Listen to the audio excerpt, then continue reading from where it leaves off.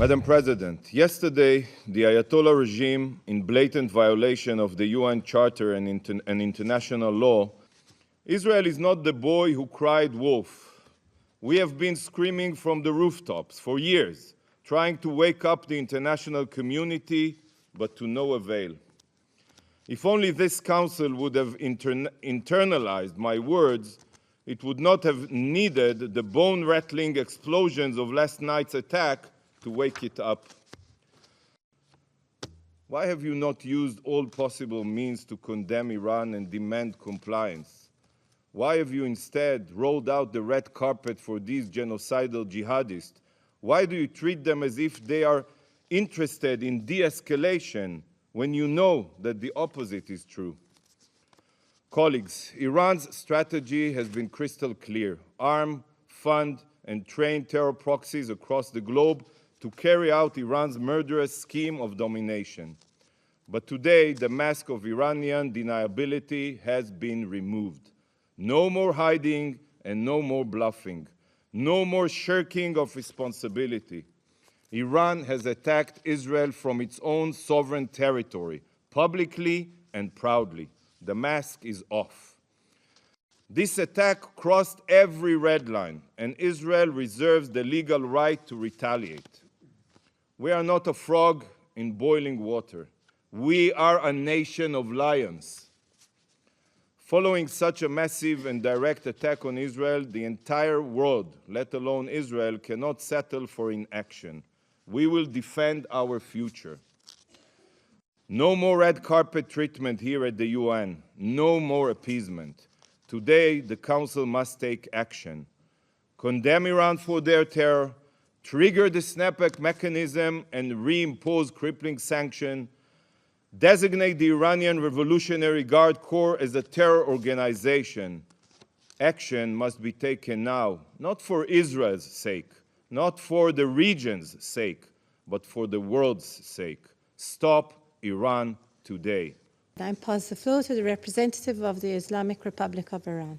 The armed forces of the Islamic Republic of Iran carried out a series of military strikes on Israeli military objectives with dozens of missiles and drones. Iran's operation was entirely in the exercise of Iran's inherent right to self-defense as outlined in Article 51 of the Charter of the United Nations and recognized by international law. This concluded action was necessary and proportionate. It was precise and only targeted military objectives and carried out carefully to minimize the potential for escalation and prevent civilian harm. These countries, especially the United States, have shielded Israel from any responsibility for the Gaza massacre, while they have denied Iran inherent right to self-defense against the Israeli armed attack on our diplomatic premises. At the same time, they shamefully justified the Israeli massacre and genocide against the defenseless Palestinian people under the pretext of self-defense.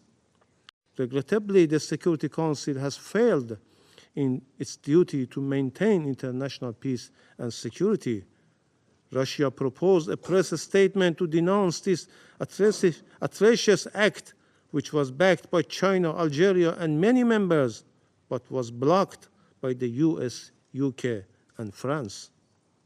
Faced with such circumstances, the Islamic Republic of Iran had no choice but to exercise its inherent right to self-defense under international law. The Israeli Prime Minister's policy seeks to expand and escalate the conflict in the region to stay in power. Iran is never seeking to contribute to the spillover of the conflict in the region, nor does it to escalate or spread the tension to the entire region. Iran has no intention of engaging in conflict with the US in the region. We demonstrated our commitment to peace by exercising our restraint about involving the US Army in intercepting Iranian drones and missiles bound for military targets in the occupied Palestinian territories. This underscores our dedication to de-escalating tension and avoiding the expansion of conflict. However, if the U.S. initiate military operation against Iran, its citizen, or its security and interest, Iran will use its inherent right to respond proportionately. I thank you.